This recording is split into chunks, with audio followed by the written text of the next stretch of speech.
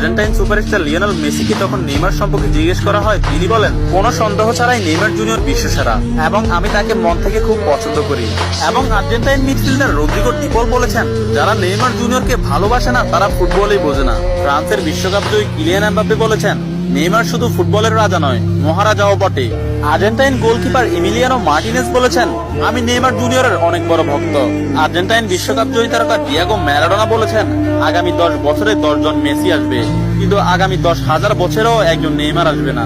Holland ও Barcelona striker Robert Lewandowski বলেছেন, নেইমারের মতো ফুটবলার জন্ম নিতে হলে আপনাকে 100 বছর অপেক্ষা করতে হবে। তাছাড়া ইংল্যান্ডের প্রিন্স ডেভিড বেকহাম বলেছেন, আজ পর্যন্ত এমন কোন ফুটবলার আমি দেখিনি যার ভেতর নেইমারের মতো ফুটবল আইকিউ আছে, এবং ফুটবলের ক্ষেত্রে কেউই নেইমারের লেভেলের নয়, সে দুর্দান্ত।